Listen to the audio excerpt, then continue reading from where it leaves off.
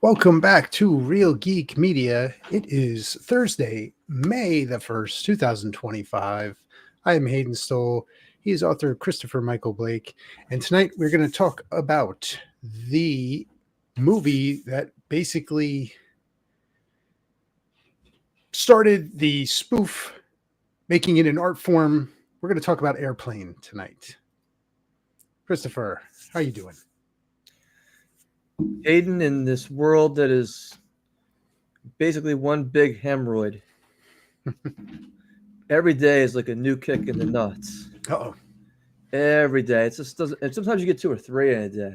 It's like, oh, you just drop over and just cringe. And it's just like, you don't quite understand. And then if they're not kicking you in the nuts, they're asking you for money. And either way, it's just not good. Yeah. So that's how I'm doing, Hayden. Okay. Well, yeah. You don't like gladiator movies, do you? Just checking. I don't know. That was too soon, or oh man, we could save that for a gladiator review. So let's talk about Airplane. You remember the first time you saw this movie? I really enjoyed it the first time I saw it. Yeah. Were you young kid? I mean, this was, when did this come out? Was it 1980? 1980? 82? 1980. Yeah. So I remember seeing this. I must have been 7, maybe 6. Yeah, 6 or 7. When I first saw it, and I thought it was hilarious. I thought it was hilarious. And it really is feel like this is the movie that made spoof movies a thing. You know, like it's got like so many things going on. You know, and it's that Zucker trio that put this brand of humor kind of on the map, and it launched really their careers after this movie, because there were so many things that followed it that they've done. Now, one of those things was The Naked Gun, right? Yes. Naked Gun was hugely popular, and that's coming off of, what was the first one? Was it 89, I think, for Naked Gun? 87? It might be 89. It might be 88, 89. Late 80s, yeah. Right, yeah. So, you know, Airplane, you know, had a sequel, and then these guys went on and did Naked Gun trilogy. And you see things in here. Top Secret, too. Top Secret, yep. It's got a little bit of everything from cameos to like little, just very witty things that just pop up throughout the movie. There's running jokes throughout the movie, and you have a cast that really delivers this stuff in a serious tone, and it's just pure comedy. You know, we have the cameos. You got Kareem Abdul-Jabbar, and it's the co-pilot Murdoch, and Robert Hayes is Stryker, Robert Stack, Peter Graves, you know, from Mission Impossible, and you know, just deadly serious deliveries on some of this stuff that's just pure comedy. What do you think about the casting? You know, it's a shame that growing up, I always liked Robert Hayes, and you didn't get enough of his movies. I don't know what kind of happened after Airplane 2 to his career. It just kind of didn't take off. I remember watching him in a movie with Peter Weller in like 1991 or 1992. It was a B-level movie. It wasn't anything great. But I'm sitting there watching this thing, and it's, you know, they're trying to overthrow some third world country or something. And I'm just like, how does it get to this point for these two guys who were huge in the 1980s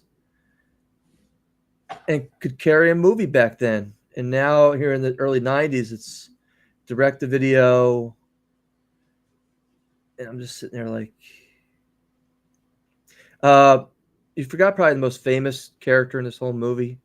Yes. And that is, of course, the inflatable co-pilot. Otto. Yes. Yeah. Yes. He has a very interesting role in this film. Yes.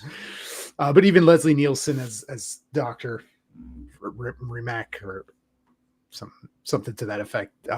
Just deadpan delivery, and the very popular line, "Surely you can't be serious." I am, and don't call me Shirley. Just wonderful things like that. And the other, like a hospital, what is it? Big building with patients, but that's not important right now. And they do that a couple times throughout the film in a different varied dialogue. It's interesting because I'm going to pivot a little bit here. Did you see Zucker, or I don't know if it was Zucker or Abrams, their comment on the new Naked Gun commercial that came out? I did not. Basically, they said that they would never have picked Liam Neeson for that role. And they don't think that he could pull this off. I would agree with them. I disagree. He's too old. It's not that. I mean, could he be any older than Leslie Nielsen? Yeah, he's older than Leslie Nielsen. I'm just look. Have you seen the Land of Saints and Sinners yet? No, I did not. Watch that movie. It's just out last year. Fantastic. Not a comedy, by the way. Mm-hmm.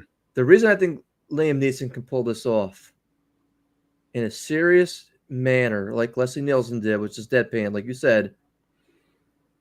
Surely, if you're on X or Instagram or on TikTok, you've seen it thousands of times by now. Ted 2, where he goes to buy the box of Lucky Charms. Yeah. And the fact that he could pull that off, talking to a stuffed animal, probably for the 10th or 15th or 100th time. Again, do I think him raising his knee up to show the skirt with these girls' underpants on is funny? Not really in the commercial. But am I willing to give it the benefit of the doubt at this point? Sure. I am. Sure. I am. Sure. So this is my opinion. And of course, they were not consulted on the new Naked Gun movie at all. I mean, do they need to be? They don't own the property anymore, I'm sure, right? No, I guess it was all the guy from Family Guy who's doing it. Yeah. I forget his name off the top of my head. Yeah, I guess I can understand like that, well, this is ours. This was our thing that we create. I can understand that to a point, but it's been so many years since there's been a Naked Gun movie. Like early 90s was Naked Gun 3 or 33 and a third. It's been a long time. It was only a matter of time before somebody took that property and did something with it. So, I would give it a shot too. For me, it's more of the trailer didn't really do it for me. Cause it looks very different than the things we've come to expect from Naked Gun, just in that little 2-minute trailer. Like the gag didn't work for me. I thought it was silly. I didn't mean to get us off topic. No. Yeah. By the way, I just thought it was relevant. Just wanted to kind of throw that out there. What'd you think about the movie? Watching it all these years later, have you watched it since then? How many times have you watched it? Man, I don't remember the previous to watching it for this show. I don't really recall the last time I saw this movie. It had to be when it was on like TBS or TNT, and I maybe have caught like a segment of it before I moved on to something else. But it brings back a lot of good memories. Because this was one of the super quotable movies, from my childhood, and you just the very witty things that happen in here, slapstick wordplay, visual gags. Who doesn't appreciate visual gags anymore? Who's that? George Knapp. Yeah. George Knapp, man. It was George Knapp, right? Yeah. I think it was, right? That's the Yeah, I mean, like, I'll keep throwing that in there every now and then. By the way, yeah, whether it's right or not at this point, it's what we're going with. I mean, you get the reference. It's he's in the I think one of the things that stands out is just the difference of where we were in 1980 versus where we are today in some of the gags and some of the humor. Where I think a lot of it, like if this movie came out 2025, some of the stuff would not fly with people. Whether it's funny or not, a lot of people may take offense to some of the things that were in this. Is that good? But that's just the changing.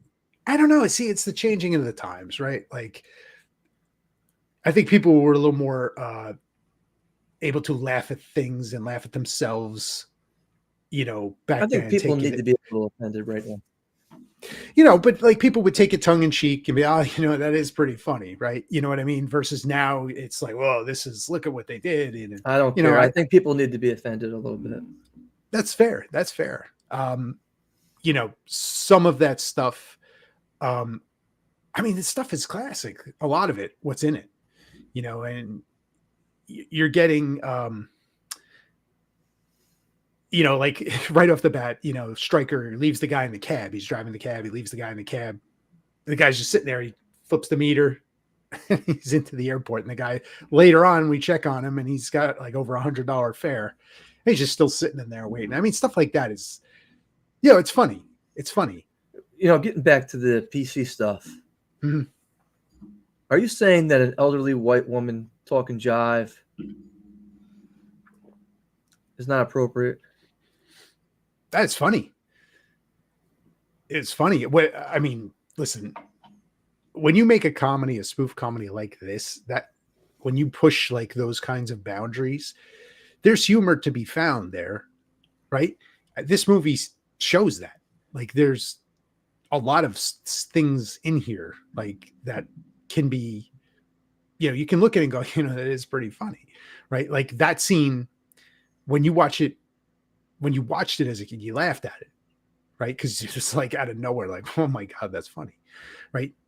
You can find humor in this stuff because it's not like serious. It's a comedy. It's to be laughed at. One of the things that I've noticed about Airplane, I guess there's 2 movies that I've seen in my entire life where they go around beating up Hare Krishnas, and both of them are good movies. So if you're ever going to have a good movie, you got to beat up some Hare Krishnas. Yeah. It's this one and Miami Blues.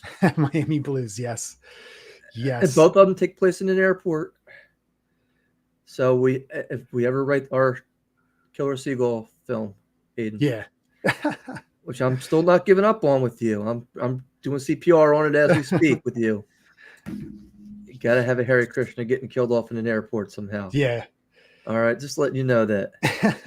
But even like that stuff, like that guy went on to become a game show host. Robert Stack, like his intro. Well, not his. When he arrives at the airport, right? He walks in full uniform, and every single one of them that he comes across, every one of them, he's just whooping on them, and it's funny, right? And it you see that, and then you see like the opening scene of Naked Gun, and you could draw like some hand-to-hand combat. We're doing that in this one as well. It's funny. It's funny, but it's things that people like find, oh my God, like you think it like, oh God, this is so annoying. I wish I could, just, these guys in the movie, they do it, which is why people will find it funny, because it's like hitting on those things. You're thinking it, but we're going to show it in this movie. So let me ask you a question. You're on the production team and you have to cast somebody, and the airplane's going down. Robert Stack's driving the plane, and everybody's in the full melee's breaking out in the back of the plane. And then they have the woman run across with her chest exposed, bare boobs. How many pairs of breasts do you think that guy had to look at to say, you were the one? You're perfect for this film. And that's the job that I kind of want, Hayden. It's like, have you ever seen Gladiator? Yes, I saw Gladiator. No. Zach and Miri Make a Porno. Have you ever seen that? I have not. With Kevin Smith. There's a scene in there where the one character is doing that exact thing that you're describing, and that is his job as the producer. And he's like, I love being a producer. Made me think of that immediately when you said it. Yeah, it's. I mean, which one of the gags in here did you find the funniest, or that you always can consider like the classic gag in this movie? You know, for me, it's always the stuff that's going on in the cockpit that's the funniest for me. Whether it's Peter Graves talking to the kid or the Kareem Abdul-Jabbar, Mhm. you know, I like to see him. And then you got the guy who's actually the third co-pilot who was in the V television show. Yes, You yes. know, he doesn't even like have a big role. I mean, he's like out. You know, he doesn't have like I don't think he even says one word. It's just it's He has funny. He a smiles and, tiny, very and then tiny dialogue. but then he plays Martin in V. And again, Yeah, it's never discussed, or and he doesn't. I mean, I've checked his IMDb. It's like, what else has this guy kind of been in? And it's like nothing. yeah, And it's just like odd. It's like, how do you go into do two movies or two shows, and they're both pretty big, but you didn't launch a career off of it. yeah, So I don't understand that, but that's another story. yeah. You know, they have that little bit of banter in the cockpit when they're all three of them are there, and their names are all like, you know, they do the clearance, Clarence. What's your vector, Victor? Yeah. Overdone. You know, like it, and it starts off when, you know, he's Kareem Abdul-Jabbar is just like, huh, and that starts it, and then they just go right on into it, and it's hilarious. It's hilarious. It sets up the group in the cockpit right very well. Like, I mean, look, even that when Stryker's sitting there in his seat going through all the stories, and the passenger next to him keeps changing. Yeah. You got the Japanese guy committing seppuku, and the lady's setting her, you know, hanging herself. And then the other guy's getting ready, you know, the terrorist is getting ready to light himself on fire. You know, it's just, it's again, it's you so get away good with that today. You know, you got the sick girl, even, you know, while they're singing to her. And yeah. But my opinion of this movie, Hayden, is a lot different than when I first saw it back in 19. Oh, yeah. I really didn't laugh watching this time. And I don't know if it was just I've become so desensitized from seeing this movie so many times. Could be it. It wasn't like I was like, yeah, you know, you got me on that one. Oh, yeah, you know. Yeah. The thing that shocked me the most that I didn't remember was the girl running across with the boobs. Okay. Yeah. That was it. I mean, because everything else, I was like, yeah, okay, I know what's going to happen next. Yep. I kind of know this joke. I kind of know that joke because it's so immensely popular, this movie. Yeah. And they probably cut a lot of that boob. I mean, I would think, you know, for network television. So that's probably why I was surprised at seeing it. Right. Whereas everything else, I mean, let's face it, there's not a lot of cursing in the movie. Maybe one or two, if that. Right. Mostly it's innuendo. And look, if Peter Graves isn't creepy enough as a pedophile, right. I mean, I don't know what is, you know. I mean, he's just, hey, you ever watch gladiator movies? You ever sit spank, seen you know? A grown man naked. Yeah, I mean, yeah, it's just, it's very, you know, so, like I said, it wasn't a lot of ha moments for me in this film. Again, this is me coming off watching it 45 years after release. Yeah. You know, I'm sitting there watching the disco scene with the two Girl Scouts wrestling. I thought that was mildly entertaining. And then I'm watching, you know, Robert Hayes dance, and I could see the strings. Right. Yeah. You know, and I'm like, I never noticed that before. You know, for me, it was not. You know, it's a hard thing to do for a movie like this. Like, think of all the movies you've seen like 30, 40 times, right? This being one of them. The Thing, Star Wars, you know, all these horror movies that we watched. You've seen them a million times. You get like desensitized to it, and it's hard to separate that to take you back to the first time. I get that. I do. I get that. Like, you don't find it as funny, obviously. Like, this is like, you know, viewing number 38, you know, it'll make me smile, but it's not going to get me rolling on the floor, crying, you know, laughing. Yeah, I get that. I get that. As far as like the you look at classic comedies, and we talked a little bit about, you know, how they would be viewed today. Like, should they be viewed or judged by today's standards? No. No, I hate that Disney puts these little monikers up, these little warning labels up, so as to not offend people. That annoys me. I think to a certain point, if you're not annoyed, if you're not talking about it, if you're not feeling some way about it, then what's the point? It's flat. And if it's flat, then it's not good. It takes me back to the new Captain America movie, which it's on a lifeline. It's just you're flatlined. And you're not having any of the highs and ups of the movie. You're not experiencing anything controversial. Like, oh, I can't believe they did that. That's what gets people up out of their seat.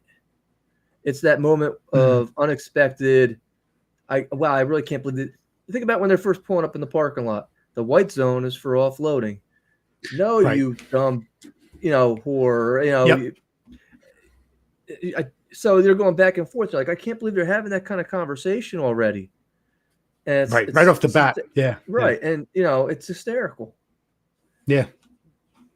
And it's just something so tiny that you don't even, you could be in the movie theater and not even realize they're even doing because you're not paying attention.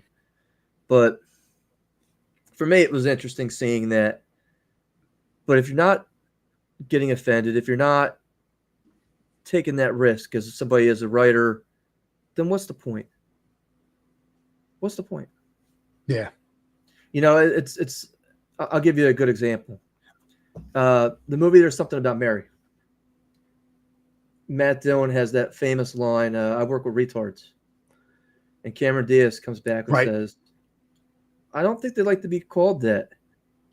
And it's like he doesn't realize that, they're special needs. It's not appropriate to call them retards.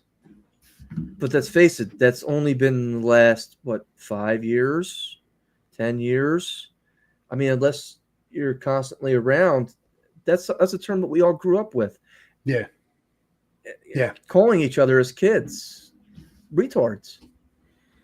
And now it's like, oh, no, we can't say that anymore. It's like, oh, just remove it from your vocabulary, erase that part of your life. Well, that's not how we grew up. Yeah. And that's just like, oh, you just expect us to shut that off because it's not sensitive or you're ableist now or whatever. And it's just, okay, I understand it's not polite, but if you fell on your ass and I call you a retard, it's still funny as shit. Right. Right. Yeah. Listen, a lot of those movies, like Something About Mary, and a lot of the comedies that came in that time frame up until the 2000s, where you're having lots of those raunchy comedies where punches were not pulled, and many of them, they're classic.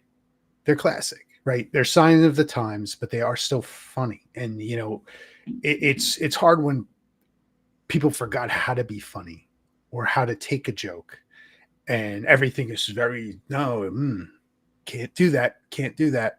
That's not right. Laugh a little bit, right? I'm not saying get up on stage and act like Michael Richards. No. I'm making sure that distinction's very clear. It's I'm not getting up there and I'm going to get in a full, of special needs people and start harassing them and verbally abusing them. Yeah. But again, different times. Right. And that's where we come up with, is it okay to, that they're all sitting there beating this hysterical woman?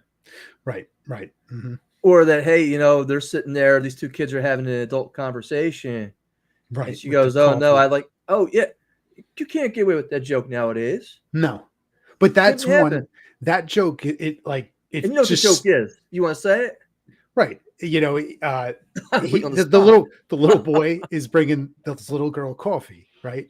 Yeah. And he's like, well, how do you like your coffee? And she goes, black like my men. And and he just right. But that one is out of left field, and it's like, whoa, Did you just say that? I had forgot that was even in there. I forgot about that one. I forgot about I bet you that's one of the scenes that was removed. Right. That's why I'm thinking, because again, I watched this about 2 weeks ago. I watched the movie we're reviewing next week yesterday, and I'll get to that next week. But these are things that we just don't see anymore. And for me, it's just kind of like when you watch something on network television, they didn't blur the baby out that the G.I. Joe guy's holding, right, with his leg behind his, but right. Robert Hayes is sitting there. So it's okay for us to be baby killers, and we won't censor that out, but we can censor that part out. Right. Yeah. The two don't mix. They're not congruent. It's okay to stand in line and beat this woman up because she's having a panic disorder. Now, back then, it was funny as anything. You see everybody in line. They got the boxing gloves on. They got a bat. They got a crowbar. I'm ready to get this person. Nowadays, it's like, oh, no, we can't. You're making fun of somebody who's right. Here you go. Here's a joke. My wife today shows, read this email text. It's a text between her and her girlfriend.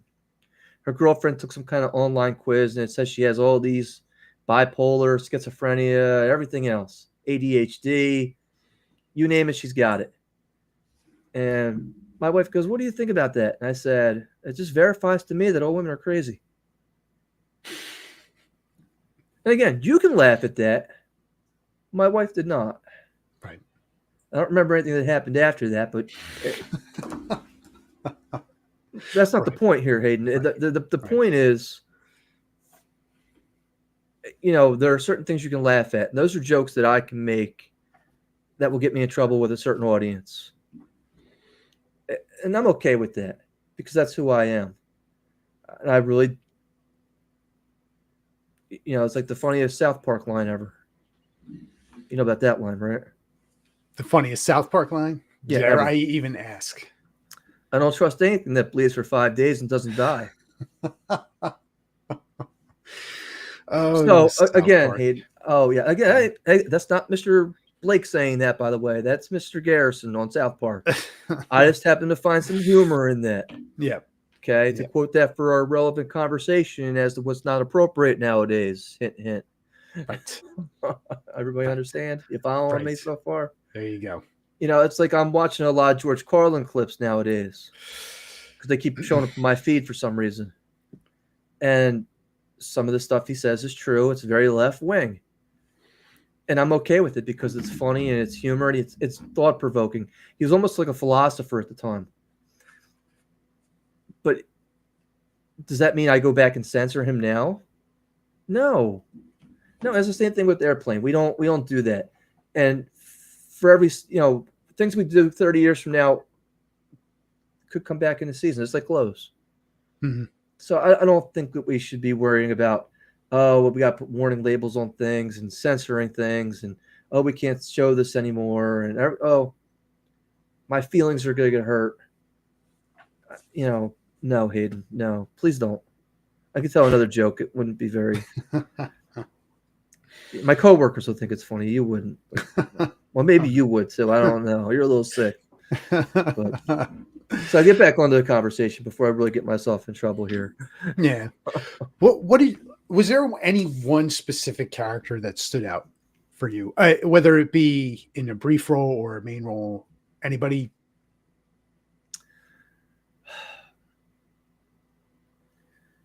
There's the gay guy. Johnny, the air traffic controller. Yes. And the reason he stands out to me is I've seen another one of his movies. Oh, yeah? Unfortunately. He's an escaped prisoner, and they're running around basically molesting women. Oh, boy. And it's from like the 1970s. Very, very low. I was like, I can't believe I'm even watching this piece of turd crap movie. But it was just so bad. And I was like, how does he go from that movie to this? Because he's so brilliantly funny in this movie. So my hat's off to him for being able to pull this role off, whether he's disconnecting the power cords or, right. Then there's Lloyd Bridges. Boy You know, Bridges, yeah, he's yeah. jumping out the window. And what is it? This is the wrong week I picked to stop sniffing glue. Yes. This is the Yes. wrong week I Yeah. stopped taking pills. This is the When wrong week I picked to stop smoking cigarettes. He throws the cigarette out and yeah, it just progressively gets worse and worse. But when he jumped out the window, I laughed out loud because it's just seeing this body just go flying through the window. Like, But even when he's sniffing the glue, he's like, yes, he's he got it way up there. oversells it. He He's got oversells it, and it yes, works. yes. And see, I got a smile on my face now for that. Okay, so good job, Lloyd Bridges. Yeah, yep. But I mean, look, everybody in this movie did a good job. Mhm. We wouldn't be talking about this movie 35 years later if it wasn't a classic. It's just, how many hours of our lives have we devoted to watching this movie? It's not like something we pop in every year, but you still know most of the lines from 5 years ago, from 10 years ago, from 15 years ago. Yeah. Because when we were younger, it was on cable all the time. All the time. Yep. And that's an experience that nowadays as kids, they don't get. Yep. Nowadays you have so much. There's too many variety options for them. Yeah. Too many options where you were like shoehorned into like TBS, TNT, USA. That's 3 choices. One of them, yep, there's Airplane. Let me ask you this question about spoof movies. You think they need to make a comeback? I have a confession to make here, Hayden. What's that? Last year, I ended up watching they're not Stab, they're not Scream, they're the Keenan Ivory Wayans movies. Scary movie. Oh, scary movie. And they're hysterical, especially the ones with Charlie Sheen. Yes. And Liam Neeson, not Liam Neeson, but Leslie Nielsen's in a few of those movies as well. And he's hysterical. Yes. He runs an alien over in one of these movies. And he gets out because he's the president. Yeah. He gets out and he goes, "Yeah, here's a 20 for your trouble." And he like sniffs it right to him. It's like, and I'm just like, so there's a lot of that. The scene where Charlie, I want to say Charlie Harper, but that's not Charlie Harper. It's 2.5 Men. Charlie Sheen. Yeah. He walks into the daughter's bedroom upstairs, and they're recreating that movie. I think it was Signs. Signs, yeah. And she goes, "It's not your daughter." And he lifts up the veil, and it's Michael Jackson under there. Oh, right. Yes. I mean, that was the scene. That was it. Yes. That was, yes. and then Michael Jackson kicks him in the balls and beats his ass. And it's just like, and just talking about it, you're like, I had to watch that just for that scene. Yes. And I watched, I had to have watched it because I was putting together a bureau or something. For like 6 hours, I'm putting this thing together. And I was just like, I need something I could just put in the background. And I tried the Meg 2, and I was like, this thing sucks. And I went to the Scary Movie franchise, and man, was I laughing. Hit a home run, yeah. And again, not overly popular movies either, but they're got funny. Me through. Yes. Yeah, they're funny. I heard they're making not to go off on a tangent with that. I think that they're making another one. That's what I had heard, that they were trying to get some of the cast back together, the Wayans back together for this, and do another scary movie. Great film series. And think about that. Those were early 2000s. I think late 90s, 2000s? Late 90s, maybe the whole run ended in the early 2000s of those movies. But then they had the superhero spin-offs, which I didn't watch. I never really watched any of those. But I feel like there's a potential for a comeback for some of these things. And I think it would help kind of bring some humor back and not taking everything so serious. I think that's kind of needed. So I think there is a niche and a place for these things. I would love to see another scary movie. I just don't want to see something that's safe. I mean, look, it's great seeing Carmen Electra in a bikini, running through and having her plastic boob pop out or whatever. That's great. Right. But that happened. I mean, yes, but just don't be safe about it. Right. we're sitting there talking about Ted. I'm dating a girl and he's going again. I never saw Ted 2, Right. but I've seen enough clips scrolling through Instagram, scrolling through TikTok. It's like, well, tell me the white trash name she has. And he's naming all these names. And they all end Y. And, that's funny because you're making fun of, you're poking fun. And as long as you can kind of poke fun and you can take a joke, it's okay. But you have to do it equally. It's not like, okay, we're just going to pick one. This is the safe group. We can pick one today because these other groups could get really offended. And we can't have that because that's the last thing we want. Yeah. Well, no, let's get everybody offended. Yeah. Everybody. Yeah. Pull no punches. Make it equal. Give everybody a shot to the eye, a kick to the that is exactly what's needed. Everybody's fair game. Everybody, because that's how it used to be. Everybody was fair game. That's how it should be again. Have some fun with it. It's not so serious. Yeah. Final thoughts. You got any final thoughts on this? If you've never seen it, check it out. Airplane. For me, it was a little stale because I've seen it so many times. It's still worth a while. Again, I'd be lying if I sat there and said I was paying attention the whole time. I was just like, what else is on TikTok?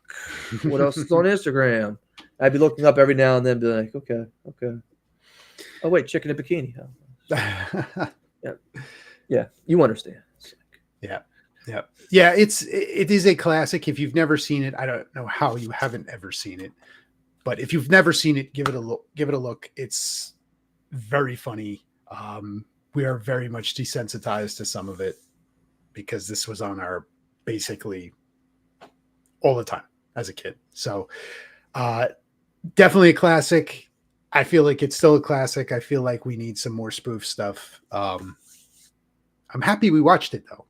Yeah, I'm not disappointed that I watched it. No, because it's been a long time since I've watched it. It makes me want to watch Airplane too because it was the one that was never really kind of on a lot. Yes, William Shatner's in it. Yes, agreed. I'm willing to kind of.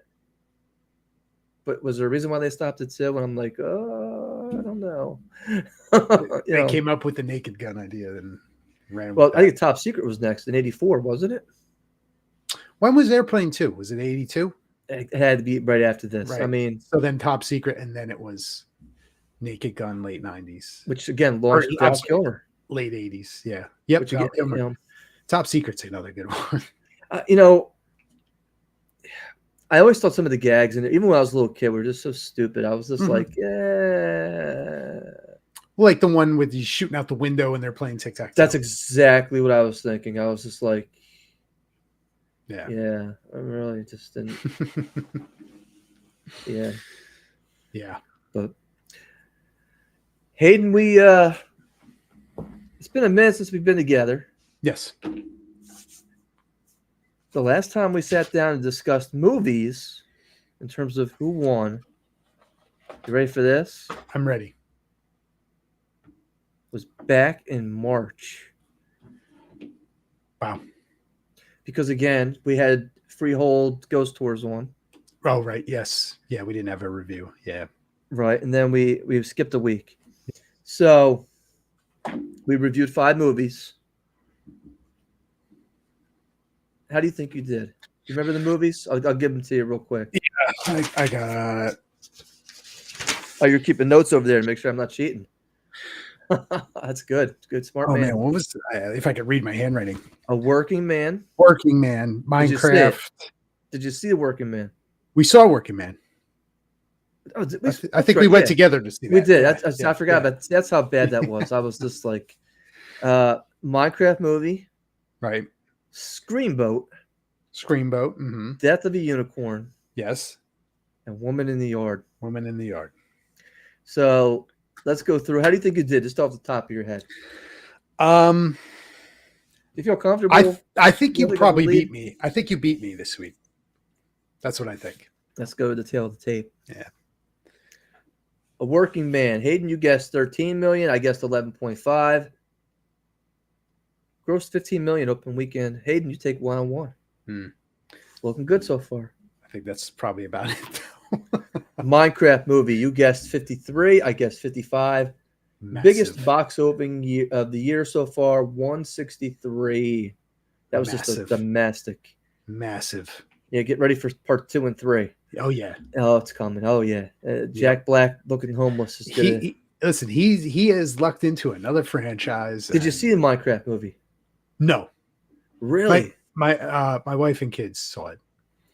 You lucked out. That's a couple hours of my life I'm not getting back. Yeah, I did not. But Jason Momoa wasn't as bad as I thought he was going to be. That's about all I have to say about the movie, though. Mm-hmm. That's about it. So it's 1-1. Death of a Unicorn. You guessed 12. I guessed 18. Hayden, the actual retail number was 5.7. Wow, bomb. Oh, bomb is not the word. I think my toilet just flushed. So you're up 2-1 here now. Woman in the Yard. You guessed 5 million. I guessed 7.5. Actual retail numbers 9.3.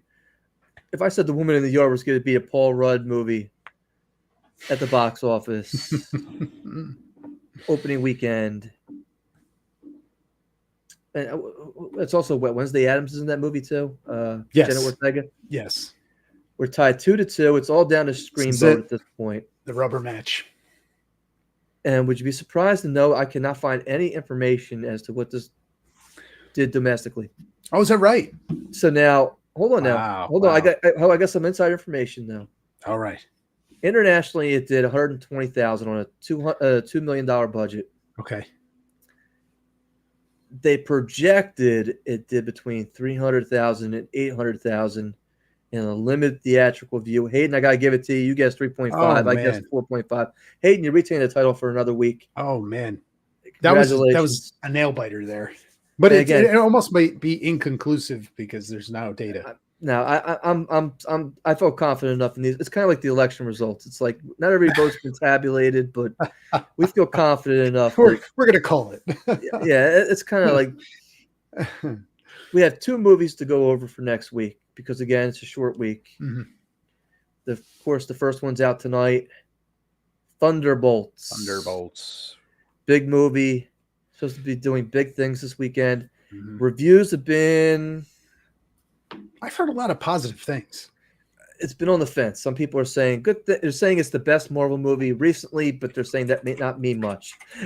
Right. The bar is low. That's what they're saying. The bar is low. Make sure it's critiqued appropriately. Give me the number here, Hayden. Thunderbolts. Let's go with. We still got Sinners going strong. We still got Minecraft going strong. Sinners has gotten some great reviews, and it's a movie I totally overlooked. So I can't actually wait to see it because it's gotten such positive press. I mean, it didn't really let down much in the second week. It got better because of word of mouth. Yeah. I'm gonna go. See, people eat up Marvel. Like that opening weekend, Marvel is always a thing. It's that second week drop off is where it goes. So I'm gonna go high. Let's go 70. I was hoping you would do that. What are you laughing at? It's not funny. Here's the number, quick and painless. I'm gonna slit your throat, leave you on the sidewalk. 75 million. All right. There you go. Yeah, I don't think you went high enough there. I was worried that you were going to go 100 plus, and now I was going to have to sit there and think about it. 75 is close enough that I can sit there and say this is what it's going to do. Yeah. I wouldn't be shocked if it does over 100 this week. I really wouldn't. It's that big opening weekend and then the massive drop offs that we always see with Marvel post Endgame. Second movie coming out this week. It's a movie I'm dying to see because I haven't read the book yet, but I want to. It's written by Adam Cesare, and that's Clown in a Cornfield. That is the name of it? Clown in a Cornfield? Yes. It's been getting decent reviews. It's a low-budget horror movie, but it's having a limited release. It will be at the AMC in Brick. Yeah. Okay. Now, the reason I say I never met Adam. I think I maybe had a word with him in passing. Mm. When I do not New Jersey, but I can't even think sometimes. I'm telling you, man, it's rough getting old. It really. When I do Oaks, PA, and I go to Monster Mania there are such talented authors there, and Adam Cesar has always been one.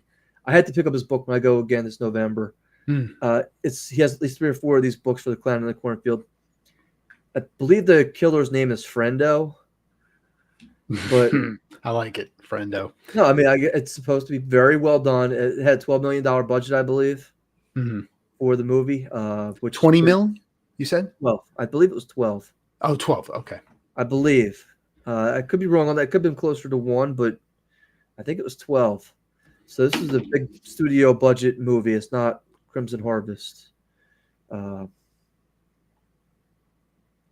give you a number if you want, and we can. Yeah, sure. I'm gonna go 1.2. Okay. I think there could be enough. If this hits the number of screens that I think it could hit, independent horror films out there that people will go see this. 1.2. Again, I don't know how many screens it'll be on. Mm. I mean, look, for it to even be at AMC and Brick, is Usually it doesn't end up there, right? no. I'm going to go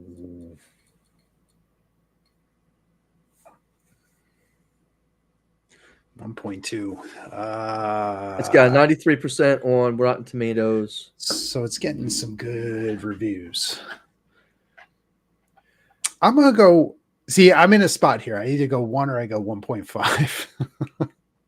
Look, either one. I'm going to go 1. There you go. Okay. I'm going to go 1. That's the safe bet because if it doesn't hit the number of theaters, it's not going to make the money. So those are the only 2 movies, Hayden. And again, we probably won't even be talking about them next week because we're going to have to wait to get more movies out.